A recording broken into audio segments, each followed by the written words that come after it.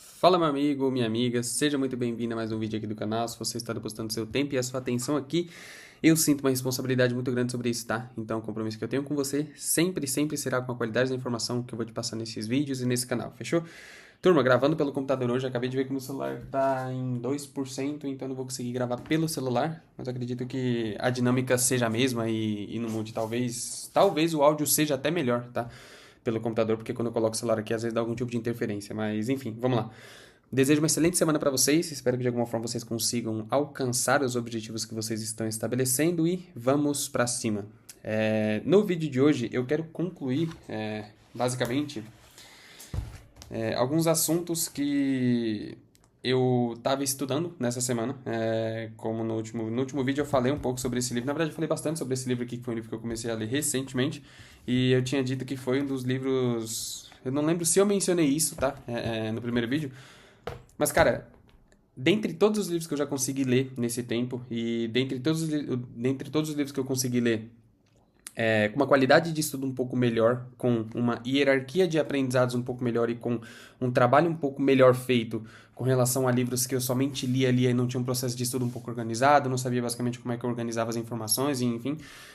Dentre todos os livros que eu li com qualidade, esse sem dúvidas nenhuma está nos top 3, sem dúvidas nenhuma. E levando em consideração também que é um livro que ele aborda temas e ele fala sobre assuntos que são assuntos extremamente importantes e que a gente precisa sim falar sobre isso e a gente precisa amadurecer não somente a nossa ideia, mas amadurecer as nossas competências com relação a essa área, né? Então, ultimamente eu estou estudando muito Olavo de Carvalho também, tem um pouco mais de um mês que eu assinei o COF e eu consigo ver ali pelo menos uma aula a cada 2 dias, enfim, geralmente no final de semana eu consigo dar uma estudada a mais nas aulas ali, mas no geral, basicamente a cada 2 dias ali eu consigo achar algum tema, ver alguma aula. Por mais que as aulas sejam um pouco longas, enfim, eu consigo ter algum tipo de contato com o conteúdo dali. E se tem uma coisa que eu tô aprendendo muito com o Olavo, cara, pelo menos até o contato que eu tive, o nível de contato que eu tive, o nível de familiaridade que eu tenho com o conteúdo, é que a gente precisa, de alguma forma, nos tornarmos seres humanos ordenados. E além de nos tornarmos seres humanos ordenados, a gente precisa hierarquizar muito bem o que a gente estuda, o que merece, o que não merece a nossa atenção. E considerando isso também, isso basicamente serviu de base para que eu conseguisse fazer um dos exercícios mais famosos propostos pelo Lavo, que basicamente é o nosso mapa da ignorância, né? De uma forma bem resumida. Não sei se eu não sei, não me recordo se eu mencionei isso no vídeo anterior, acho que não pelo tema e pelo assunto que a gente está falando, acho que eu não mencionei isso. Mas o mapa da ignorância basicamente. Deixa eu colocar pronto. O mapa da ignorância basicamente é a gente listar algumas áreas ou temas que a gente tem interesse em se desenvolver e a gente fazer uma série de perguntas e análises cujas respostas a gente não sabe responder. Então, basicamente, você pega uma área da sua vida, você lista algumas perguntas cujas respostas você não sabe. E o que é mais interessante desse exercício? É porque você se coloca diante do espelho e você se coloca numa situação em que você se sente extremamente e literalmente burro. O intuito do mapa da ignorância é mostrar pra gente o quão ignorante a gente de fato é com relação a algumas coisas, sabe?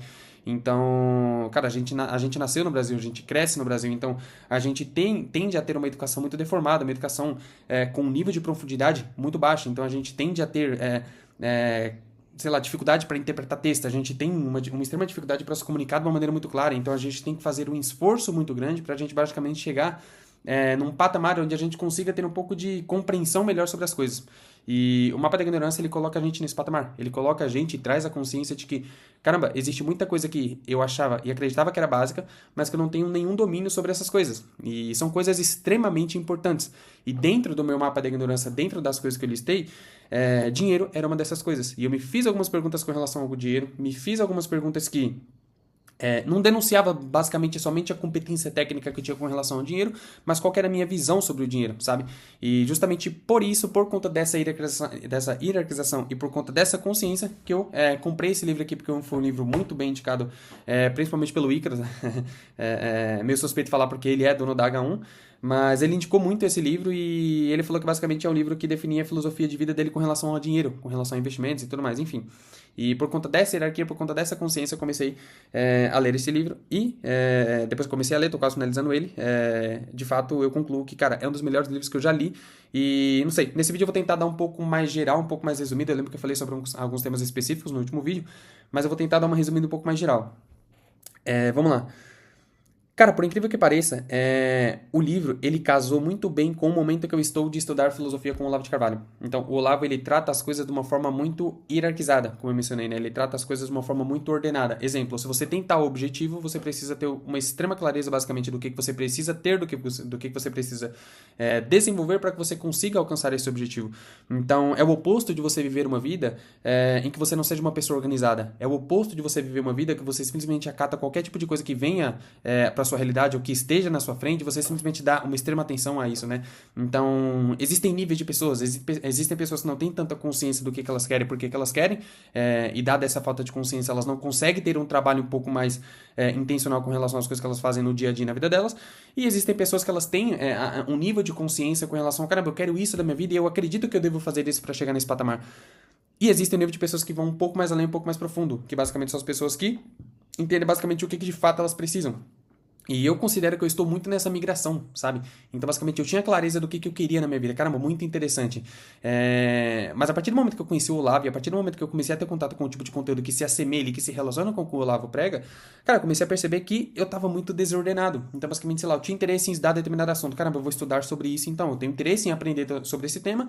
E não sei, pela superficialidade do meu pensamento, eu acho que isso aqui vai influenciar para que eu consiga alcançar os meus objetivos. Então, eu ia lá e me debruçava sobre isso tudo.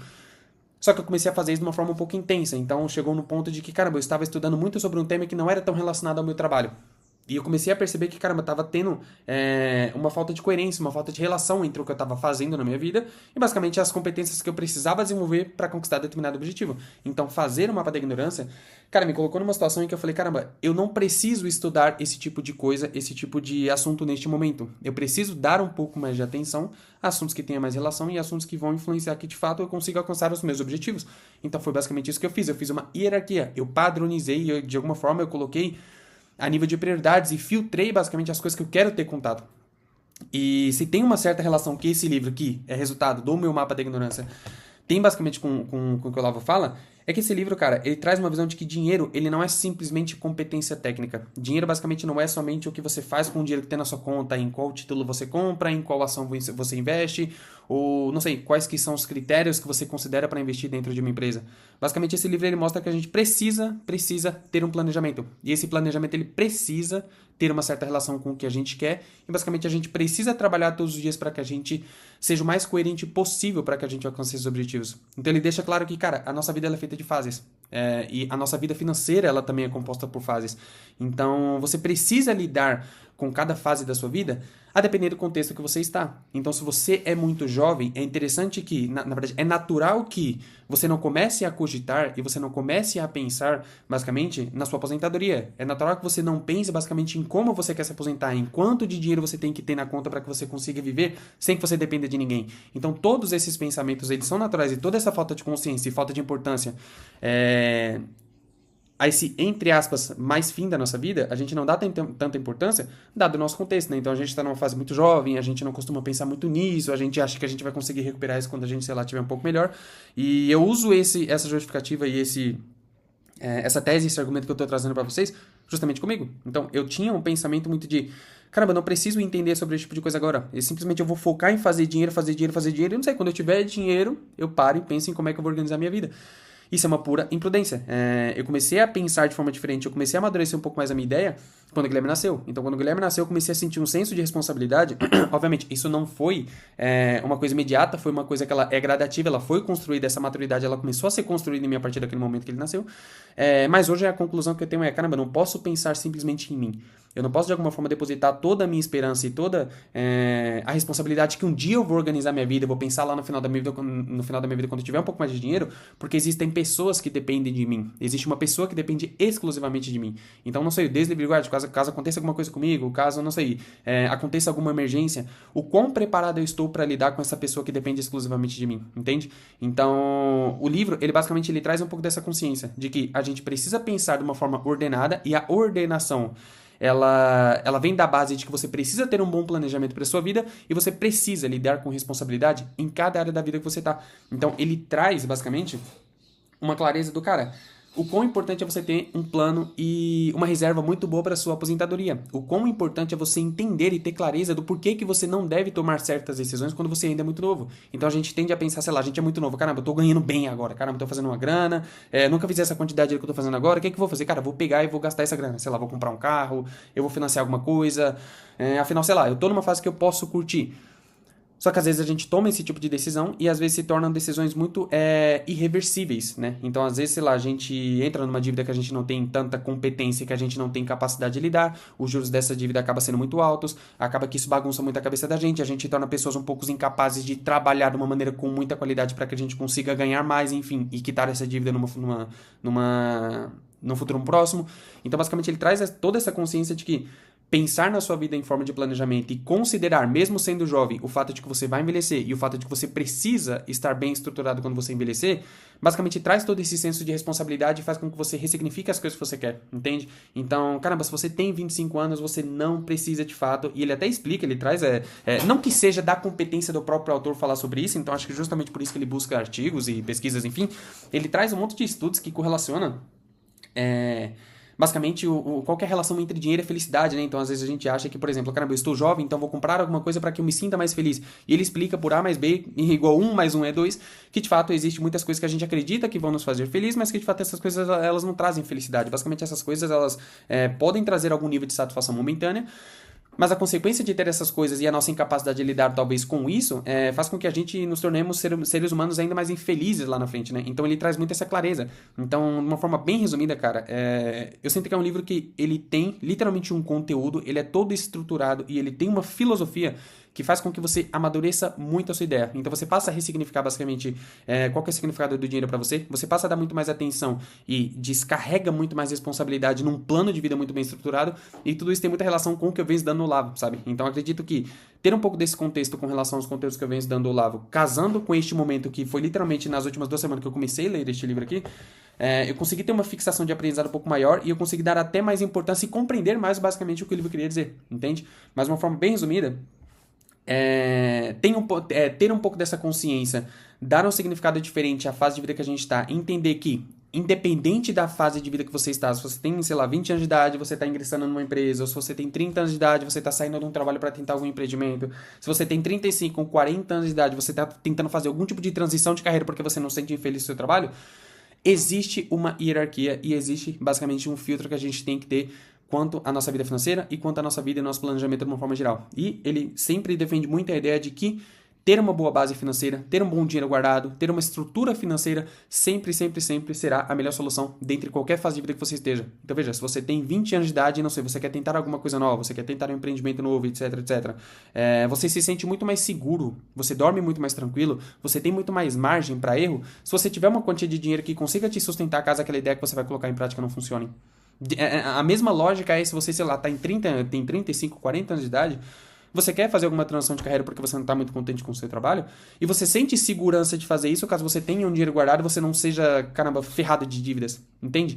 Então, cara, ele explica que não existe muita relação entre dinheiro e felicidade, mas existe uma certa relação e uma imensa relação, de fato, com o dinheiro e a infelicidade. Então, quando a gente tem um dinheiro guardado, a gente consegue ser equilibrado e a gente vincula todas as nossas decisões e a maneira que a gente vive a nossa vida com isso, basicamente a gente consegue, cara, ser seres humanos que vivem um pouco mais em paz, que vivem um pouco mais na cautela, que vivem um pouco mais, cara, você consegue dormir melhor, você consegue tomar melhores decisões, você consegue ter qualidade pra pensar, qualidade pra trabalhar. Diferente é quando a gente tá muito fudido financeiramente, sabe? Então, o financeiro é uma coisa que peca muito porque existe muitas coisas que dependem exclusivamente do dinheiro, não somente a gente lidar, a gente sobreviver, a gente comprar comida, a gente pagar moradia, mas basicamente como que a sociedade enxerga a gente perante as coisas financeiras e os bens materiais que a gente tem, né? Então isso tem uma certa ligação também com a autoestima.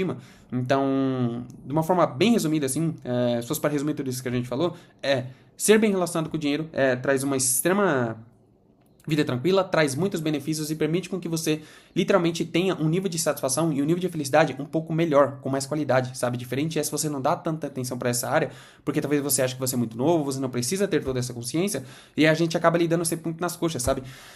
Cara, não sei, puxando pro meu contexto, desde que eu comecei a prestar serviço no digital, eu sempre fui muito muito irresponsável, financeiramente dizendo. Porque, tipo assim, eu começava a prestar um serviço e eu começava a trabalhar com uma pessoa, eu não gostava muito desse trabalho, só que eu não tinha um dinheiro guardado. Eu simplesmente estava num contexto e eu tinha uma cabeça que eu literalmente... E o contexto me permitia fazer muito isso também. Cara, eu não tô gostando de trabalhar com esse cliente, eu vou sair. Tá, mas eu vou sair, eu vou trabalhar com quem? Não sei, eu procuro. E eu consegui achar as pessoas, né? Só que hoje, por exemplo, com o meu contexto, dado tudo que... eu e a Camila estamos construindo, é muito diferente. Então eu não posso ser tão radical, eu não posso ser tão arriscado. Então a cautela, ela é uma coisa que está muito presente em qualquer tipo de decisão que eu vou tomar na minha vida hoje, sabe?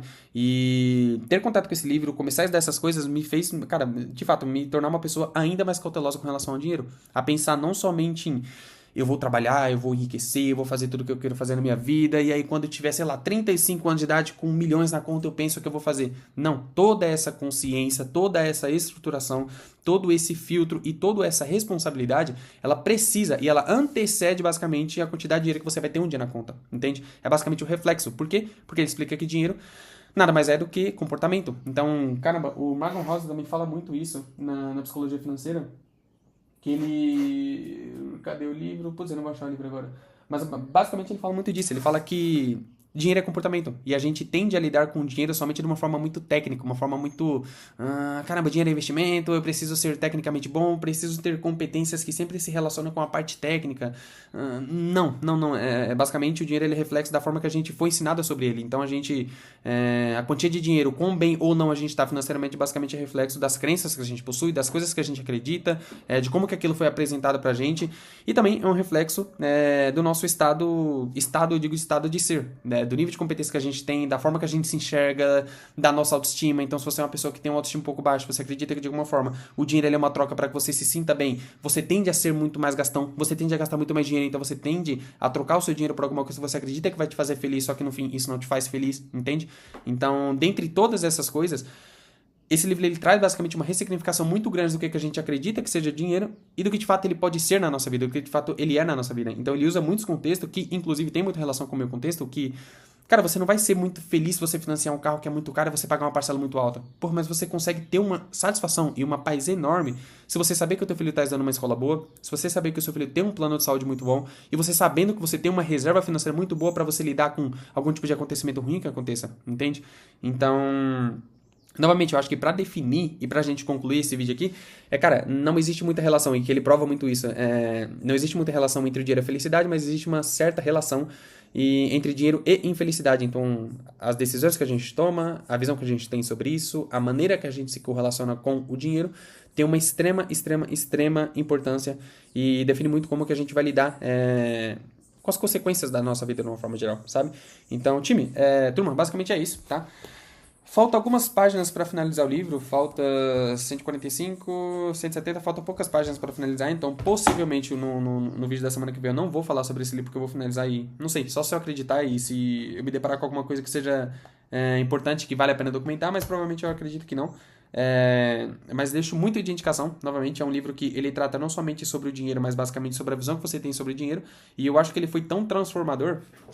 E foi uma coisa que eu tô dando tanta importância e considerando um dos melhores livros que eu li, por ter de alguma forma, ter essa certa relação com as coisas que eu tô estudando do Olavo e ter um pouco mais desse nível de responsabilidade, sabe? Então, cara, eu não sei, mas parece que à medida que o tempo vai passando e junto à intensidade de vida que a gente às vezes tem, não sei, me parece que hoje eu sou uma pessoa que eu valorizo muito mais a responsabilidade do que ano passado, sabe? Então a gente tende a ser mais cauteloso, pelo menos eu tendo a valorizar muito mais coisas que me colocam um pouco mais com o pé no chão e me tornam uma pessoa um pouco mais responsável. Então, caramba, você precisa ser radical, você precisa ser intenso e sim assumir riscos com relação ao trabalho, mas não seja cauteloso com relação ao seu dinheiro, não seja cauteloso com relação a certas decisões que você toma, sabe? Porque existem decisões que de fato podem definir como que a gente vai lidar com o restante da nossa vida, e isso tem uma enorme influência e impacto na nossa felicidade ou não, sabe? Então basicamente é isso, deixo de indicação novamente o livro, tá? E... basicamente é isso. Vou pensar aí no que a gente pode falar pra semana que vem. E espero que vocês tenham uma ótima semana. Muito obrigado pela sua atenção. Caso você tenha, não sei, alguma coisa a considerar. Se você já leu o livro, seria muito interessante a gente conversar sobre isso. Mas se você quiser deixar algum tipo de comentário, alguma sugestão, alguma correção, algum feedback que você acredita ser útil aqui pro canal, ou enfim, pros vídeos que eu trago, sempre será muito bem-vindo. Caso queira me chamar nas redes sociais também, a gente conversa. E é basicamente isso, fechou? Até semana que vem e valeu!